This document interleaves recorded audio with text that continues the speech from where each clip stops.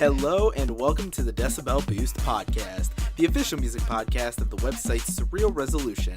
I'm your host, Robert, limited to 500 golden vinyl copies. And with me, I have... Who the fuck gave Lil Pump a record contract? And... man, you guys, I had the weirdest and horrible nightmare.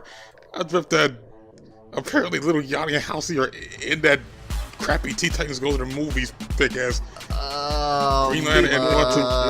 Wait, that's not a dream! Wait, that's not a dream! That's for real! Oh god, why? Because God hates us. It's bad enough you...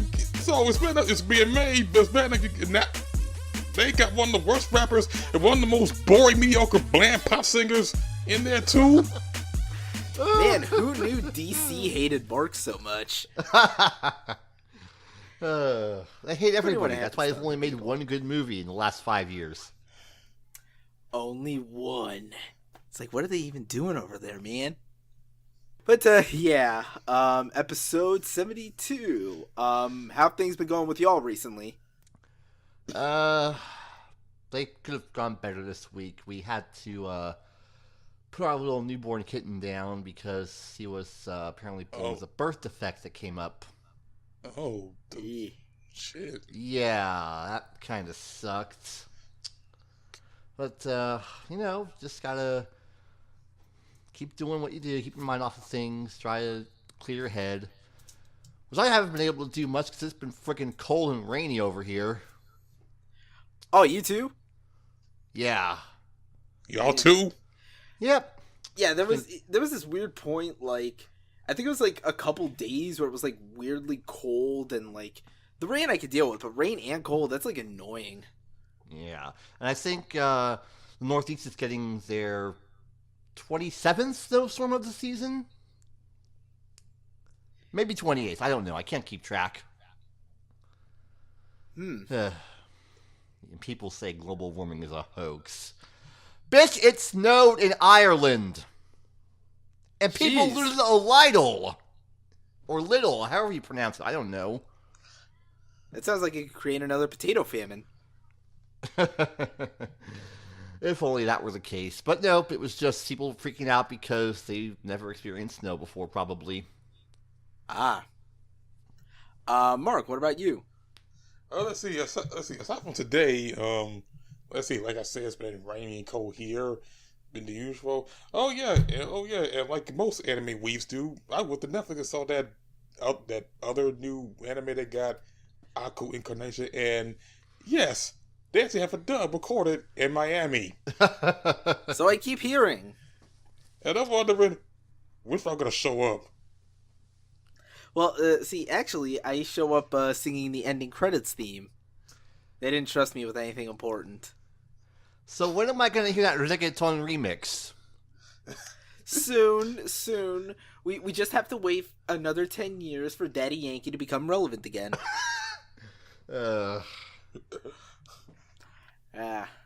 Anything else, sir? Nah, that's it.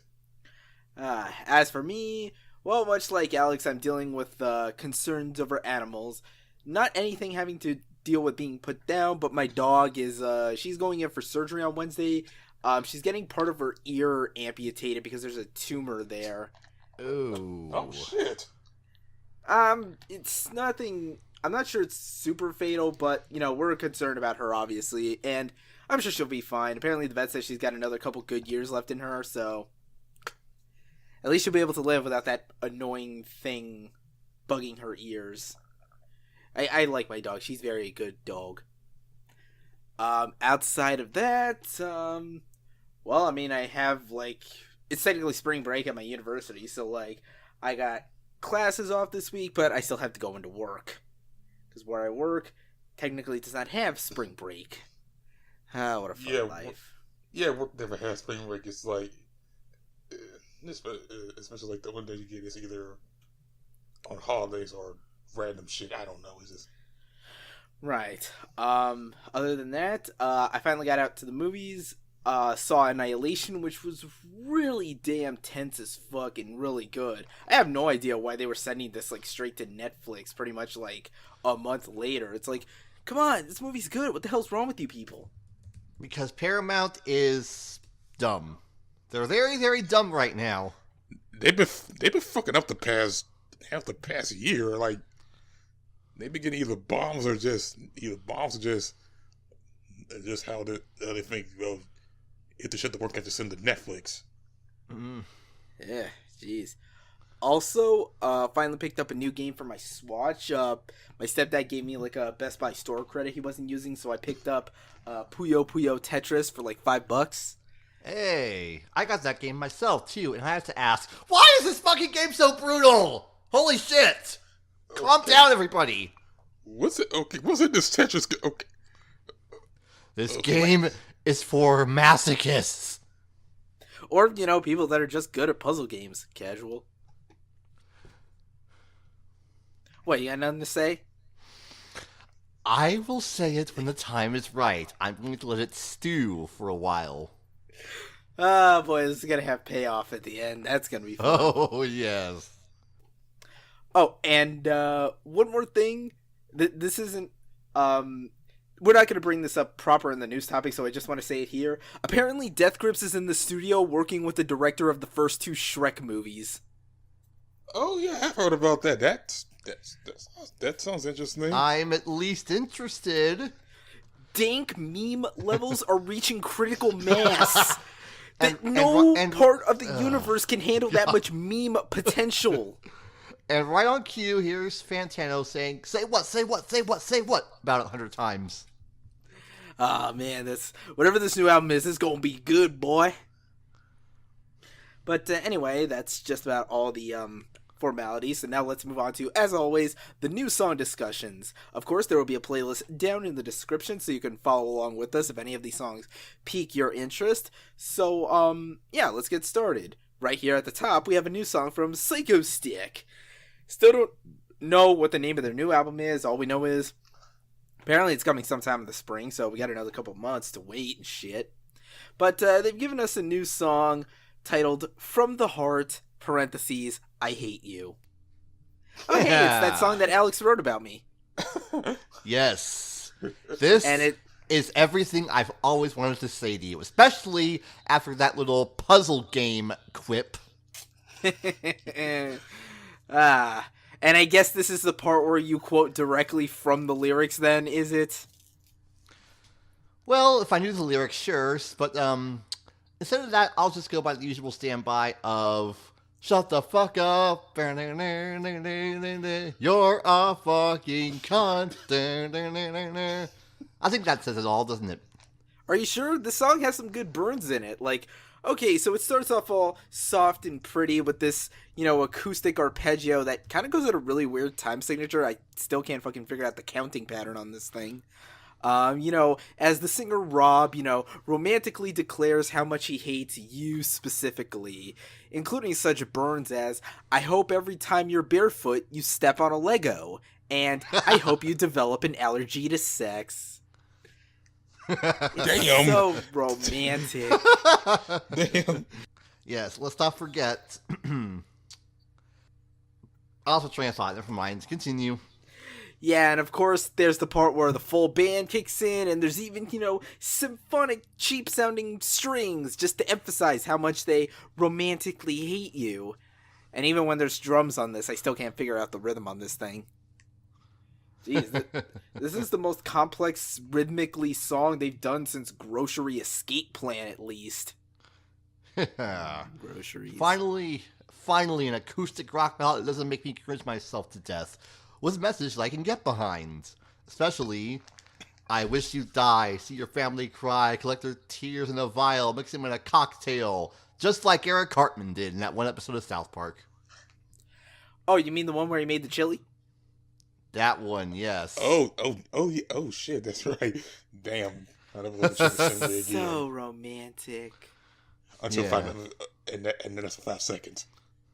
But anyway, let's move on to something that actually is romantic, if you look at it a certain way. Mm-hmm. Care to take over for us, Mark? Yes.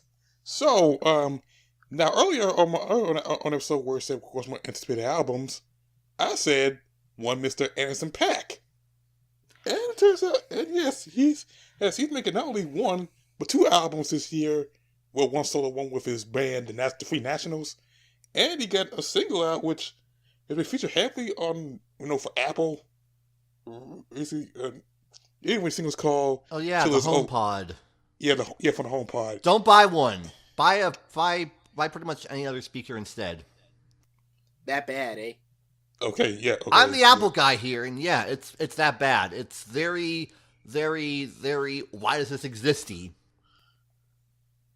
Okay then. Aside from that, anyway, the song's called "Till It's Over," and like Ralph said, yes, this is very romantic in a way. In a way, it's like they go, Answer talking about he's going through all the towns all night, shut around around Los Angeles, living the nightlife, and it's actually something like he's around until it's over. I'm gonna keep going until it's over, and I will say, this is a very romantic song, and I will say the production here is quite different from his usual stick, because the beat sounds more footwork than his other shit. Yeah, I did pick up a little bit of that in there. Yeah. Yeah, it pretty much that. Like, I do like it's very different style. I'm hearing Anderson doing. And like I say, I'm okay with this. Yeah, I'm okay with it too. I just kind of wish there was more context to it beyond just a commercial. Yeah, but I'm sure we'll get that album announcement. Oh yeah, soon. the commercial directed by Spike Jonze, and apparently choreography from another artist named FKA Twigs. I heard of her, but not much. But I'm just. Oh, dude, really? I figured you would have been into her. Like, her stuff's pretty damn good. I heard her, but I haven't got time to listen to her yet. I heard good things. I probably will do it soon. Hopefully. Well, you better. So anyway. The song is good. Looking forward to more. Whatever Paak releases in the future. Hopefully, album title and release date. Anyway, moving on to a band I haven't thought about in a while. The Wonder Years. Current day pop punk. Super popular. Hell, I think they're pretty damn good shit. I consider Suburbia, I've Given You All, and Now I'm Nothing to be the best pop punk album of the decade, as far as I'm concerned. And I still stand by that. But, they have a new album coming out. It's coming out April 6th. It's called Sister Cities, and apparently they've already released a single from this, before the one we're talking about, but I guess I must have missed it. So instead we'll have to settle for the second single here, which describes pretty much everyone's reaction to the Nintendo Direct that past Thursday, Pyramids of Salt. Even when you get what you want, you never get what you want, you salty motherfuckers. Damn, Ooh, boy. I've also more saw that work than this. Yeah. So, it's been a while since I've listened to this band. Like, I think the last time I heard from them was The Greatest Generation. Oh, no, wait, I think I heard the album that came in between that, No Closer to Home, but that one was just kind of okay. But, as for this song, it's similarly just kind of okay. The thing that kind of is getting to me here is the fact that it shifts away from, the pop punk energy of Suburbia and Greatest Generation, and now it seems to go for more of this emo radio rock sort of thing. And okay, while the lyrics are solid enough in that usual Wonder Years melodrama, and Soupy does really well, and especially delivering that chorus rather excellently, draw the line in the sand with my own fucking hands, that whole thing. There's just something that feels weirdly low-key about this that I think undermines, the big emotions that I think they were trying to get across. I'm hoping this is just an outlier and the rest of the album is, just huge, energy from start to finish, but yeah, I can't say I'm super looking forward to this one. I'll say this is pretty solid. But fuck me, this is depressing as all hell. It sounds like it's ripped from the dying days of emo punk. It's a good thing though, but you have to dilute it a bit. You know, you have to sort of ease into it, not just freebase it. Wait till you hear some of their older stuff. Hey. But yeah, again, really strong lyrically and vocally. It's just the music, I think, leaves a little to be desired. But we'll see what happens, when April 6th rolls around. Now, for the next song on this list, is from a group we've mentioned on here, industrial metal act Three Teeth, and a group that I don't believe we've ever addressed here, except for maybe, discussions between us in private. Some group I've heard about but never listened to called Ho 9909? Am I saying that right? I feel like I'm saying that right. Heck if I know. Although, if you actually type in Ho 9909 like that, you're going to get some very shady links. So, don't do that. Yeah, but, just playing around, yeah, it's a horror that, Death Grip's light group for people that don't have super sophisticated taste but still want some Death Grips. Apparently the two are going on tour soon, or maybe they already are by this point, and they've apparently have a split release announced, and this is from that split, or I think it was a collab effort, either way.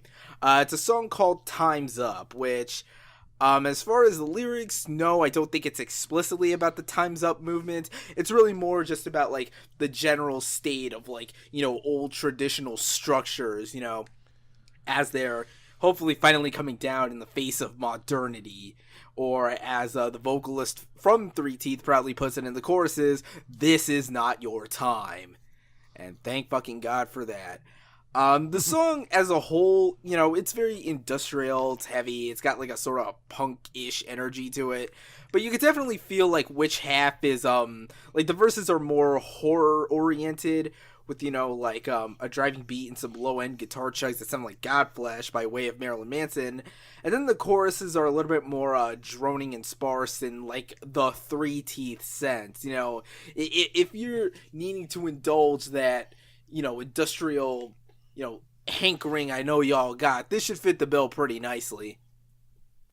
Yeah, it's solid enough, though that droning of that low note being strummed over and over and over and over again, it gets kind of overly repetitive. Yeah, true. Although this is kind of the grain of salt you have to take with music like this. It drones repetitively, because I guess it's trying to, lure you into a delirious headspace or something. Yeah, which is why I don't really listen to a whole lot of industrial metal or industrial music. It's just too much droning, not enough variety. That's just my own personal musical taste. Indeed. Anyway, we got an Adult Swim single we got to cover this week, but before that, we are shifting gears towards covering a veteran of the program from the 2016 iteration. That is Miss Elysia Crampton. It appears the electronic producer is dropping a new album April 27th, named after herself. And so we have the leadoff song from the album with the, let me see if I can get this title right here, Solilunita? I assume that's what it is. I don't know if it's a Spanish thing or I don't know Latin in general. All we know is that it has, for those who remember her Adult Swim single Flora's Theme, which wasn't really a song so much as it was an abstract collection of sounds, like a soundtrack piece of some sort. Yeah, it sounds like a Blade Runner. Yeah, it sounds like from Blade Runner. This one technically counts as more of a song, although with all the just stuff that's thrown in here, the twinkling diamond sounds in every corner of the mix, a lot of the crackling percussive elements, the kind of warping soundscapes as it sounds like air is sucking in and being blown out of the mix and everything. This almost sounds more akin to an Igloo Ghost B-side. Yeah, I kind of get that going in. It does have some of that. It does we do got that sound. They got that sort of industrial, well, not industrial, but more wonky. Yeah, wonky. Yeah, you're wonky. Something yeah, very much akin to Venetian snares, but less of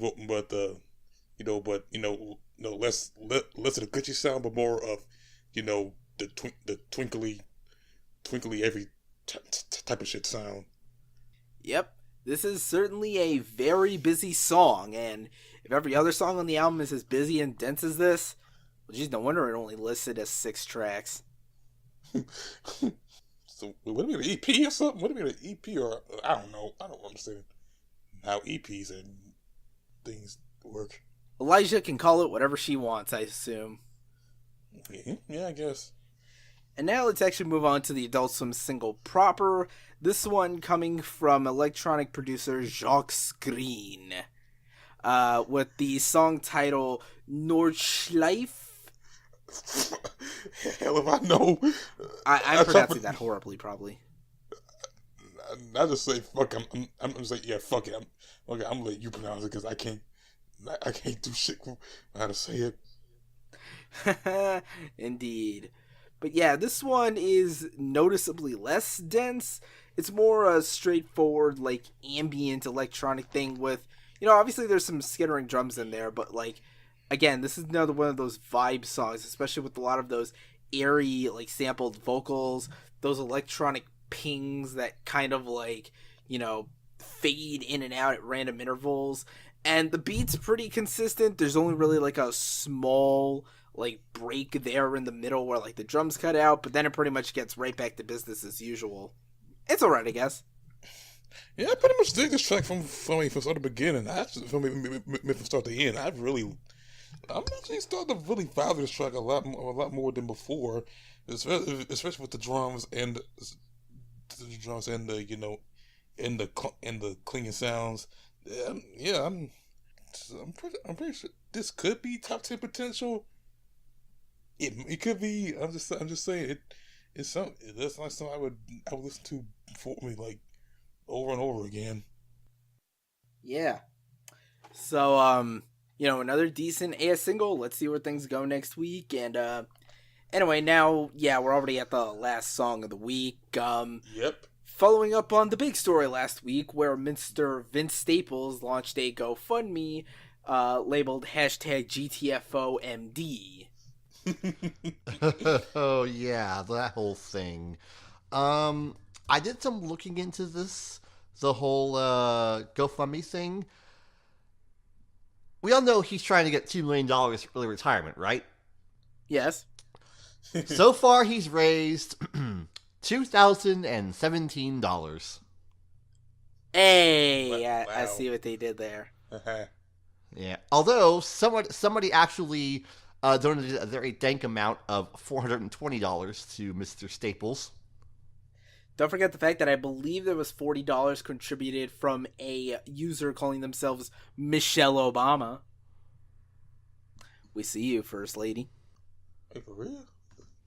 It's probably not the real Michelle Obama. Well, see.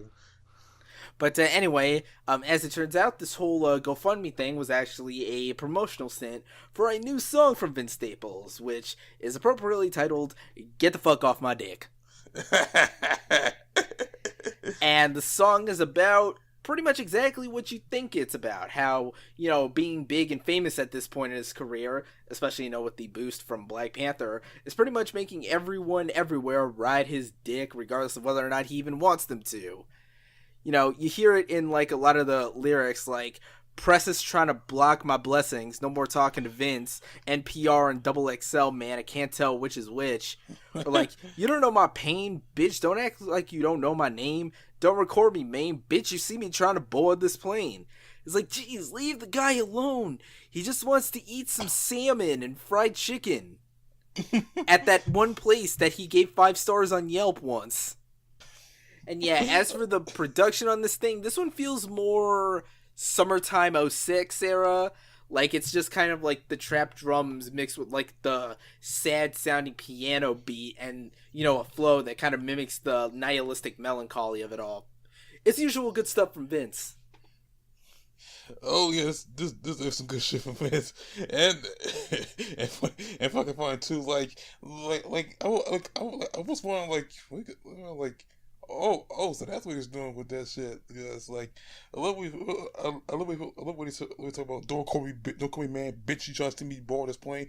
Don't you touch my frame. Still the one who bust you in your brain. I don't fuck with fame. You don't see me in no fucking change. Ain't no fucking say Dead Jam ain't gonna put me on no pay. Yeah, it's good stuff. Please keep make more music, Vince. Don't worry, I'm sure he will. We need niggas like him. And I will gladly give him money for a puppy. Because, I mean, that's what he said on the GoFundMe. He wanted a puppy. But, yeah, so that basically covers all the news song discussion for this week. Kind of a short one, but I think we're going to make up for it with the topics. So, we're going to take a little break, and when we come back, the news.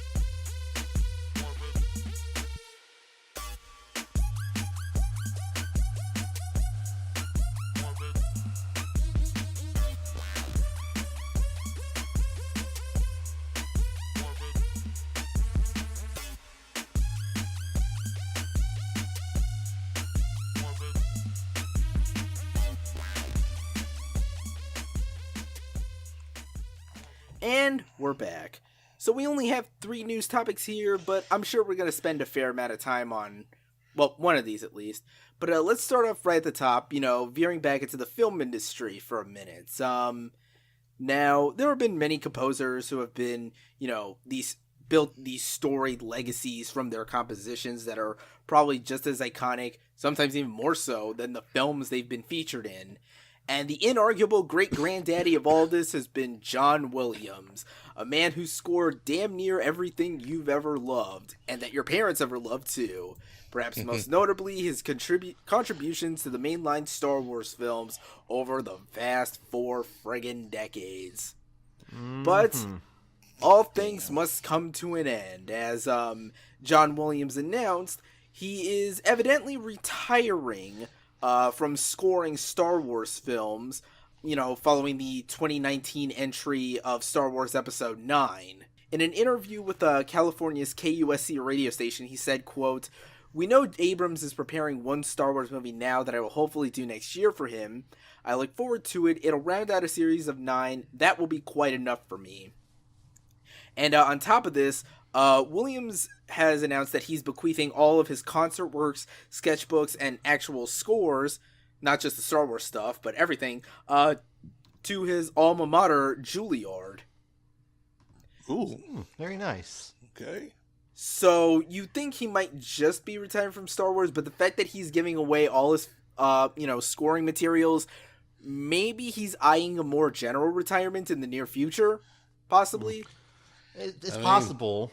It's possible.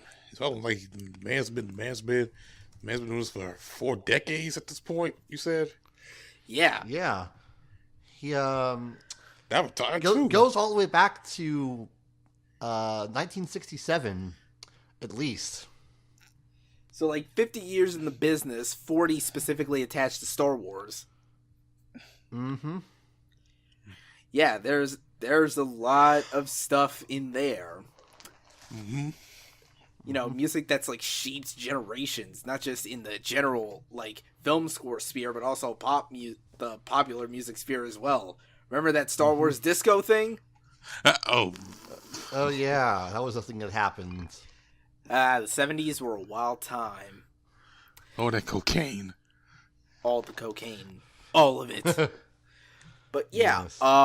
If this does lead to a general retirement, then I say very well deserved. Hopefully, you enjoy your later years, and hopefully they give him, all the awards for literally everything ever. Yes, give him another Oscar. He's won only 4 or 5 of them after 700 nominations or whatever the number is. I'm exaggerating for effect. You say exaggerating, but it could literally be 700. You never know. He's done a lot of movies. Yes, quite. And speaking of movies, something that I hope someday gets turned into a movie, we're once again revisiting our favorite dumpster fire of the many, many dumpster fires of 2017. That is Fyre Fest. It's back! AKA the Gang Throws a Music Festival. Sponsored by Wolf Cola. But, so of course last week, Billy McFarland, the founder of the festival, well, one of the founders alongside, what was it, Ja Rule? Yep. Yeah, Ja Rule. He pled guilty to 2 counts of federal wire fraud. He's got a sentencing set up for June 21st, and he's facing 40 years in prison. Not to mention, on top of that, he apparently has to find a way to come up with $26 million to pay back to all the investors that were defrauded by investing in this glorious, glorious trash bag. Sucks to be that guy. Yep, it's just like the Martin Shkreli thing. And for the love of God, I hope Billy McFarland cries in court.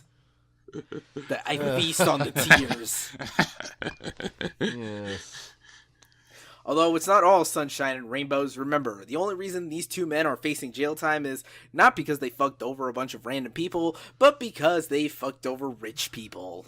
Yep. Gotta love our society. Isn't that right? In other words, if you're poor, then fuck you. And once again I say, and people wonder why I'm sympathetic to communists. But yeah, like here's hoping he gets thrown in jail and comes up with some gloriously hilarious courtroom quotes. I hope so. He gets the same jurors from the Shkreli trial that will rep the Wu-Tang Clan. You don't disrespect the Wu-Tang Clan.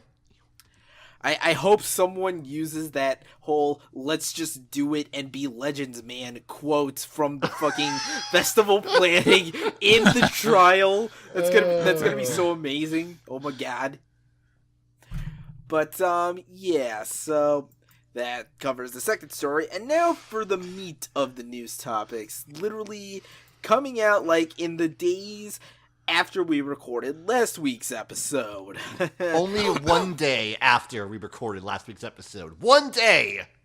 Yeah, isn't the timing on this a bitch? But at least now we got some breathing room to discuss this instead of having to, like, jackhammer it into the recording, just ad hocking that shit. Record Store Day 2018. April 21st, sorry, 2018. There you go. The list is finally here. And according to the actual website, it lists 420 entries. The dankest amount for this year. Very nice. So there's a lot of stuff to go through. A lot of stuff, clearly, so I'm just going to go through. I have my list here. I'm going through it chunk by chunk. I'm going to start with Record Store Day Limited Run / Regional Focus. With the ones that I'm kind of interested in that caught my attention. There's a 50-50 shot I may get some of these, but, we'll just, hit it as we go to it. So I've only got like 3 here of the limited run stuff that I might want to pick up. Starting at the top, there's the new release from Survive, RR7400. Apparently a live album that has 9 songs that pay homage to the Peel sessions, which apparently references an old BBC Radio 1 host, John Peel. This comes on 12-inch vinyl and is limited to 1,000 copies.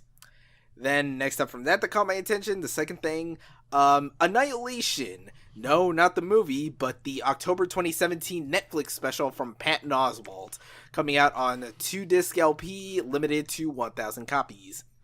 And then, last of these, the new Morbid Angel album, Kingdoms Disdained. It's a picture disc of their most recent album, which is limited to 500 copies, presumably all 12 inches, like a Subway sub. Yeah, you don't want to get shortchanged on that. Obviously not. Yeah. Well, there's a bit of interesting stuff here, like you said, that Morbid Angel album, which looks pretty cool. There's also going to be a 7-inch Motorhead picture disc single of their track Heroes.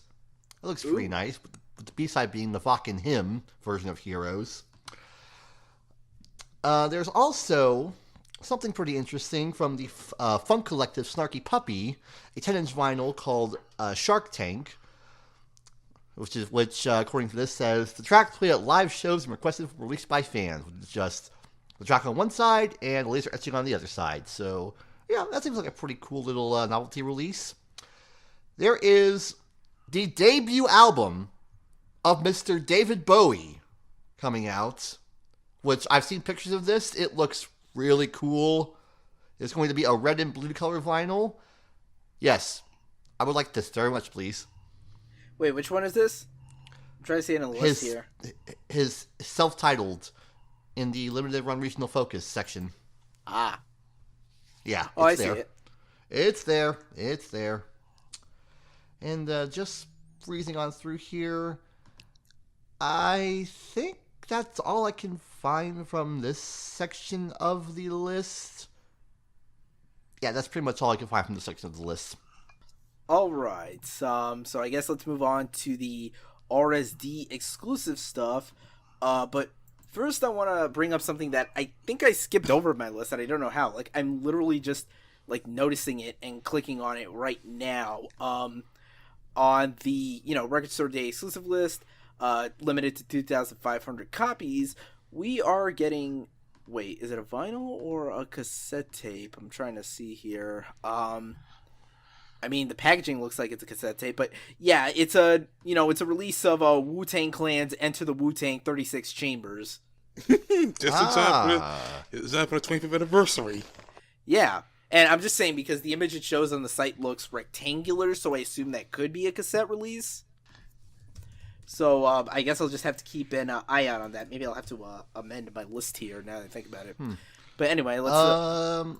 I'm seeing this right now. It does say cassette. Ah, cassette. Yeah, that... yes. That makes sense. Yeah. Yeah. But anyway... Man, where'd my list go? Damn it. Oh, there it is. Okay, so anyway, moving on to the other stuff. AC/DC, Back in Black. It's a cassette release listed with 2,500 copies. This next one is pretty interesting. It's a 2-song, single-sided 12-inch from Brian Eno and Kevin Shields. Features 2 tracks, one being called The Weight of History, the other being their Adult Swim single, Only Once Away My Son. And this one will be very plentiful. It'll be like 5,000 copies. So, basically everyone that wants this is going to be able to get their hands on it. Sorry, I'm trying to get myself reoriented here with the whole big list thing. Oh, and speaking of Wu-Tang, it also looks like there's the Saga Instrumental EP. That one coming out on 12-inch vinyl. Oh yeah. I read it's instrumentals from. I know it's instrumental from. The recent album, The Saga Continues. Yeah, that one. We discussed it, I believe, sometime last year. Anyway, I'm skipping over one here that I have on my list because I know Alex is going to bring it up. See, he already knows. He already knows which one. So instead, moving on to one that I'm just bringing it up here so I can say I'm avoiding it like the plague. Disturbed, The Lost Children. It's a 2-disc vinyl, 2 LP vinyl release of their 2011 B-Sides collection, The Lost Children. Yeah, I wouldn't recommend getting that for any reason. Yeah, no one needs Disturbed. And now, but there's a pretty interesting Jimi Hendrix release I'm interested in getting, Manish Boy and Trashmen. Apparently recorded at New York City's record plant in 1969 from the lineup that would eventually form as Band of Gypsies, at least for that song Manish Boy, which is the cover.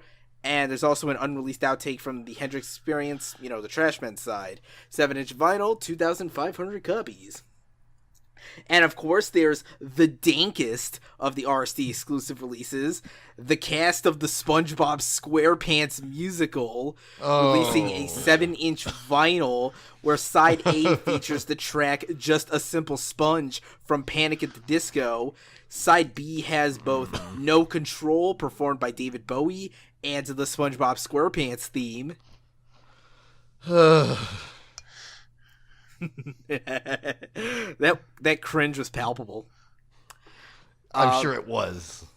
Anyway, moving on from that, Mac DeMarco releasing an album featuring demos, instrumentals, and unreleased B-sides from the recording of his 2017 release, This Old Dog, which was a pretty decent garage rock album, all things considered. Also, Attack DeMarco, Go Gagi.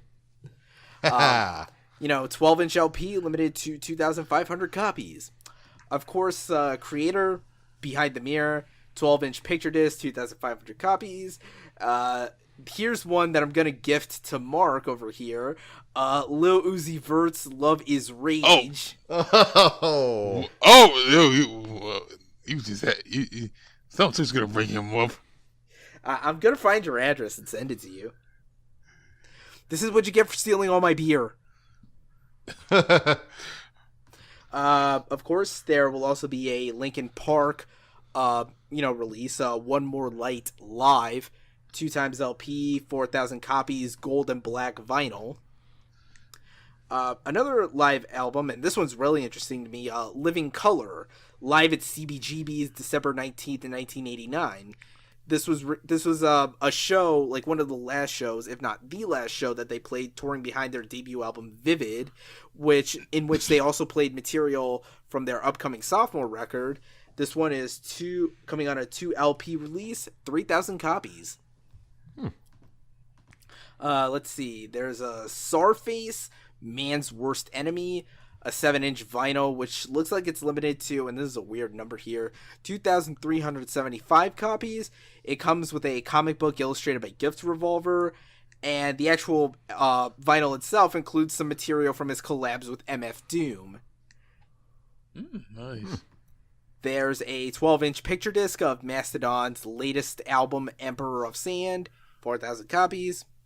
There's a release from Swans, Die Tour ist zu, that's The Door is Closed. Initially it was only ever released in Germany on CD in 1996.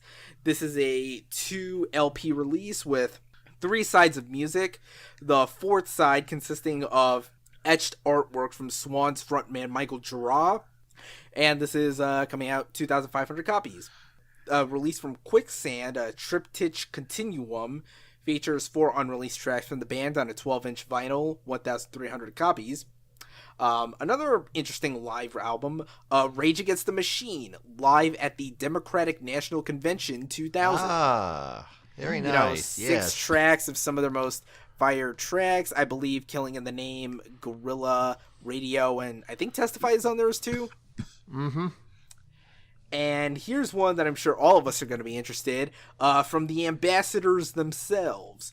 RTJ Stay Gold Collector's Edition. It is apparently a special collector's edition metal box that allows you to, hold all your RTJ vinyls, which in and of itself comes with a 12-inch clear vinyl with Marvel Comics branding, which features both Kill Your Masters, Stay Gold, as well as the instrumentals, alongside, getting a sticker and a slip mat. Mm-hmm. Now I can hold all my copies, which, actually, I think I also own Meow the Jewel, so maybe that will fit in there as well. Yeah. So that's basically about everything I had on my list. So I guess, okay. Alex, if you had anything else that caught your attention, go ahead. Yeah, I found some interesting stuff here. For those of you who like to rock out with Aquanet, on 2,300 copies of a picture disc, you have the 30th anniversary of Whitesnake's debut album. Yay? Whitesnake. Hey, Carl Lieutenant Analuski will like it. Yes, he will. Yeah.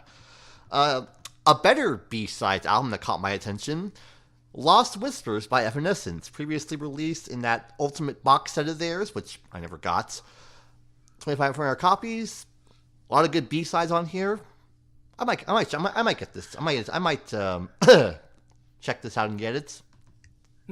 Let's see. We got a double LP release of Hawkwind, Dark Matter, the Alternative Liberty / UA years 1970 to 74. If you don't know who Hawkwind is, they were Lemmy's band before Motorhead. Yes, they were. That'll be available in 2,300 copies. Of course, we already talked about the Led Zeppelin 7-inch alternate mix single last time, so I don't have to go over that again. I can't believe you didn't mention this one. Prince, 1999. Well, that was one of the ones I knew you were going to bring up. One of two, Yeah. in fact. Yeah. Yeah. Its first vinyl release is apparently since 1983, so yeah, I want to get this one. 5,300 copies, should be plentifully available. Let's see. Ooh. 2,800 copies on a picture disc. The original motion picture soundtrack of Enter the Dragon. Oh. Hell yeah. Oh shit, where? I didn't see that. Goddamn. Yeah, it's there. It's there. Of course, you already talked about the Rage Against the Machine live album.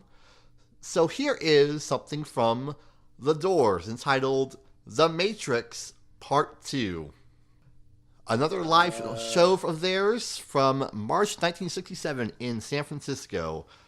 Previously unreleased, 5,800 copies. Looks wicked. And of course, who doesn't love them some Cheech and Chong, because they're getting a 7-inch vinyl, 4,000 copies of Up in Smoke.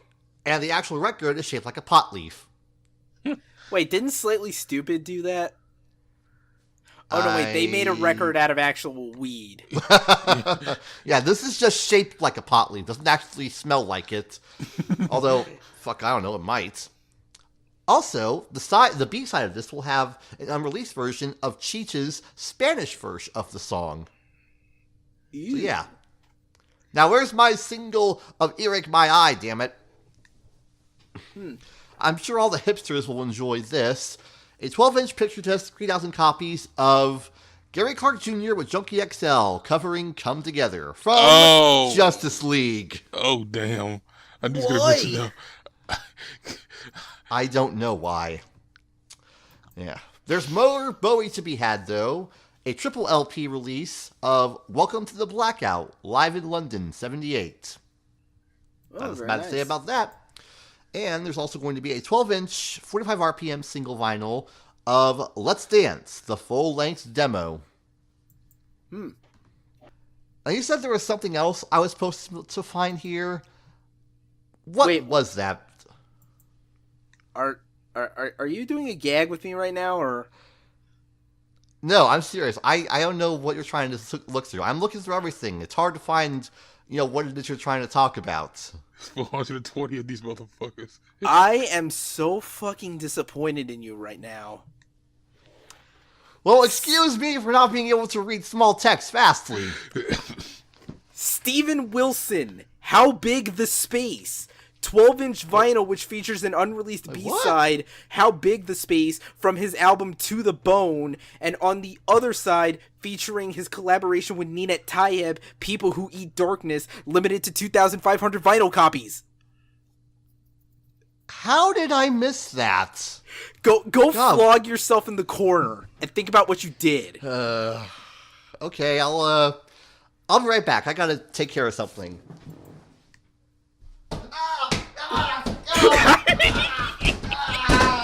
Ow. There, have I paid my penance enough for you, motherfucker? Yes, you have, and that is going in the highlight reel. Did he have a Band-Aid? Or no, cast? I just need some orange slices. And yeah, I think overall that's about everything. Let me just glance over the list real quickly if there's anything else I wanted to say apart from... Well, I mean, I guess some people might be interested in the Hydrograd acoustic sessions from Stone Sour, but... What else was there? Because I think I glazed across something else, but... No, it was the Gary Clark Jr., wasn't Parquet Courts. Definitely not Adam Sandler. I'm sure if I give the list another good look over, we'll find something else here. But anyway, now we're going on to the last part here. That is the RSD first releases. So, alright, sorry for the top. There's Soundgarden A-Sides. 2 LP release, 5,000 copies. Originally came out in 1997 and was, of course, a compilation of some of their biggest hit singles at the time. So, if you could expect songs like, Burden in My Hand, Black Hole Sun, Fell on Black Days, Rusty Cage, all that good stuff is going to be on this thing. Then from that we have Ennio Morricone, Autopsy, original soundtrack. 900 copies. The soundtrack to the thriller film of the same name from director Armando Crespino. I mean, that's about it.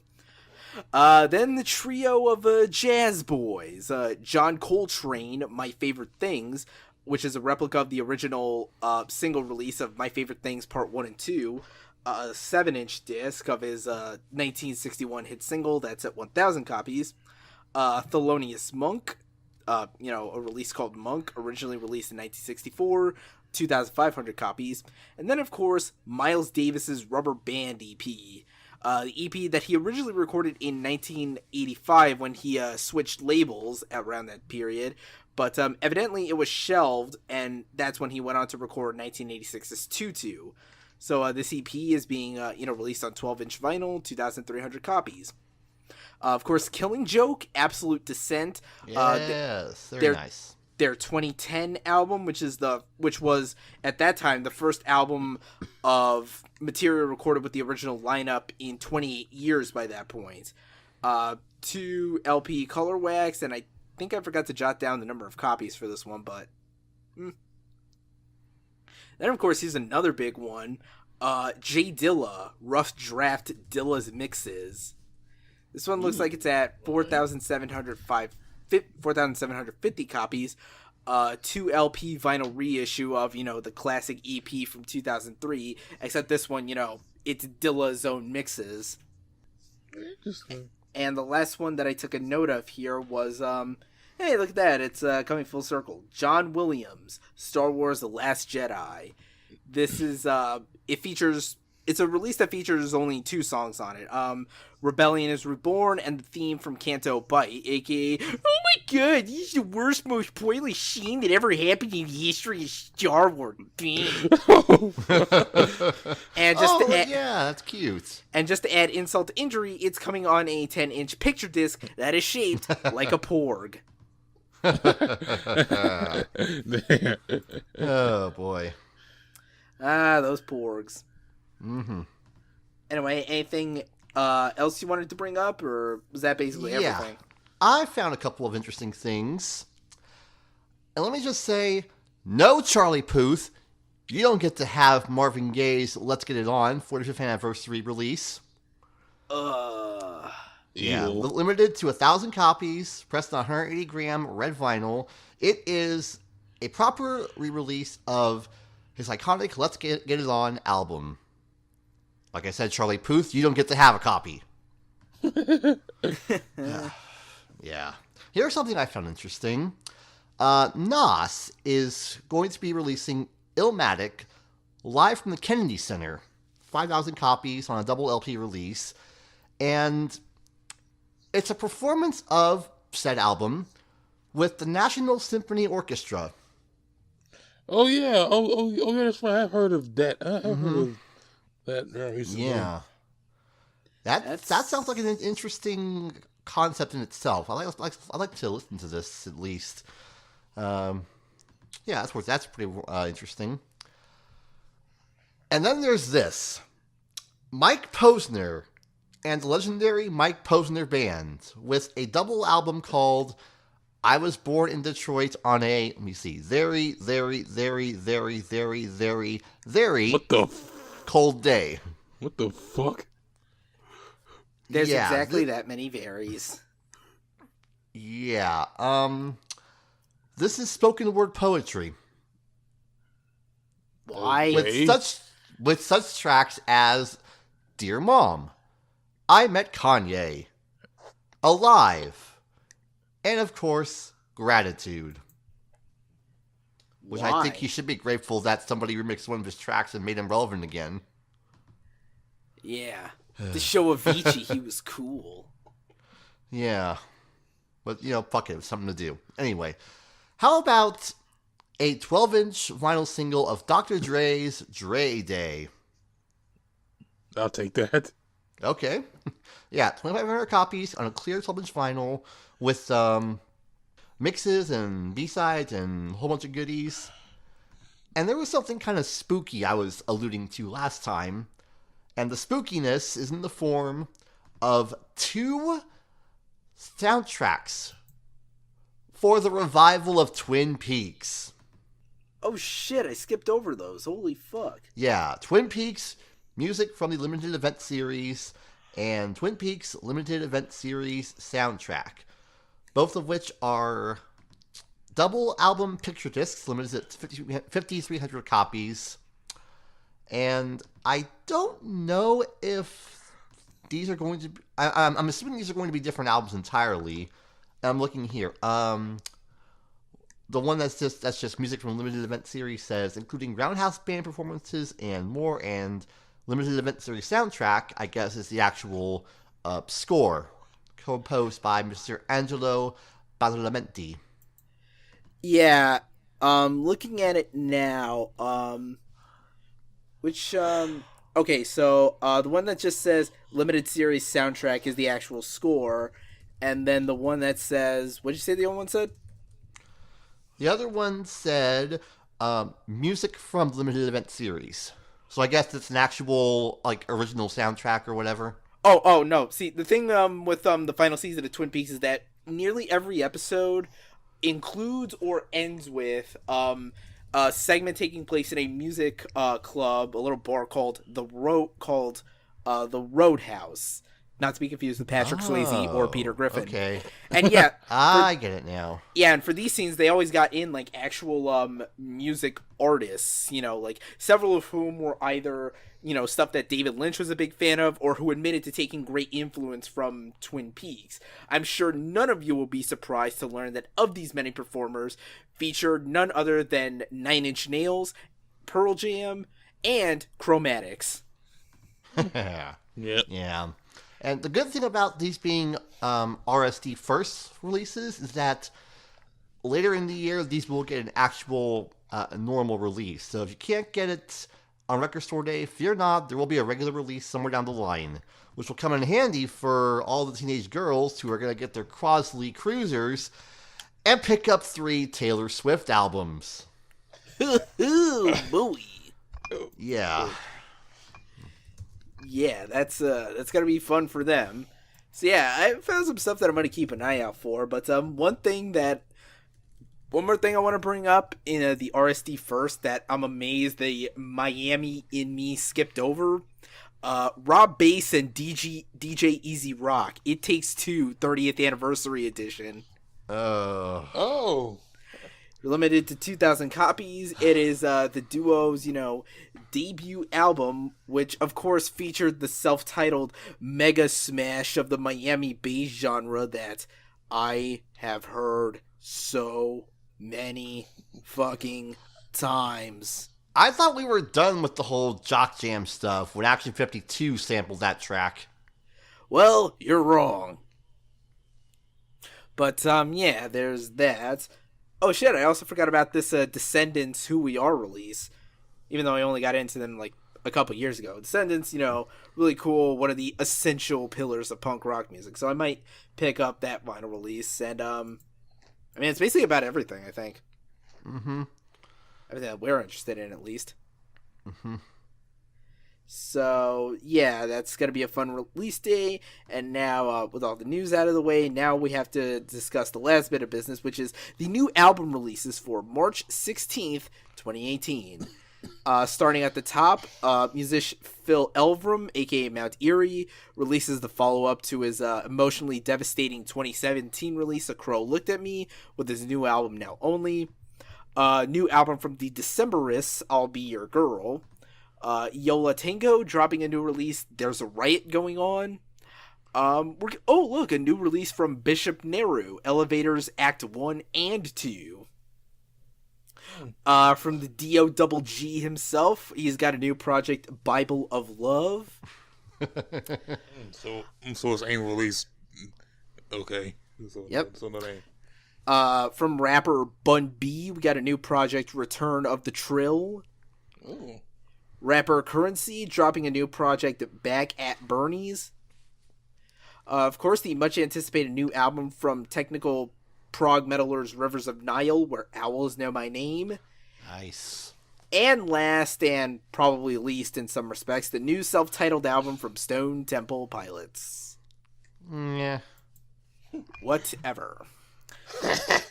So now is the part where we clean house and get the hell out of here. So Alex, where can they find you on the internet?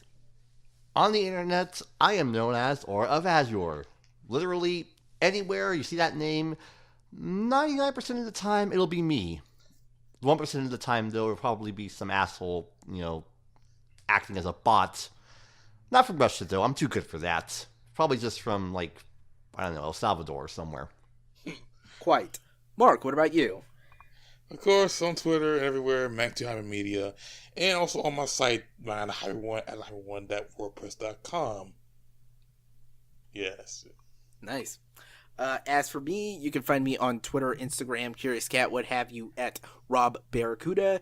Email me, robert@surrealresolution.com, where, you got inquiries and stuff, things you want to inbox me, tips, tricks, and memes, do all that stuff. Subscribe to the podcast on Google Play and iTunes. New audio-only episodes go up every Wednesday. Video usually goes up by the weekend over on the official YouTube channel of Surreal Resolution. Just subscribe and hit the bell tab so you're always notified when stuff gets posted there. Be sure to check out the main site as well, www.surrealresolution.com. Follow us on Twitter at SurrealRezo. Like us on Facebook. The whole shebang. decibelboost.surrealresolution.com if you ever want to listen to the archives of our past episodes, and be sure to check out some of our written content. We're slowly getting through the backlog of stuff we need to get published out there. I finally published my review of Ilsa's Corpse Fortress, which is a particularly filthy metal release, and I'm hoping I can get a review of BT Bam's Automata 1 sometime this week. I should have the free time to do so. Pardon our dust. We're in the middle of a transition phase. And also, since I'm actually writing for the site now, expect a review of Little Yachty's Little Boat 2. That is your initiation. Just, it's like a Band-Aid. One motion. Right off! Damn right. So yeah, read all that stuff. Be sure to jump into our Discord if you ever want to argue with us about what the best pizza toppings are. And of course, shout out to producer Mr. E for graciously letting me use his music for this podcast. Links to his shit down in the description. Well, that about does it for this week's episode of the podcast. Thank you all for listening. We'll see you next week. And until next time, I'm fucking thirsty as hell. Marvel gets TDE and y'all get Little Yachty and Halsey.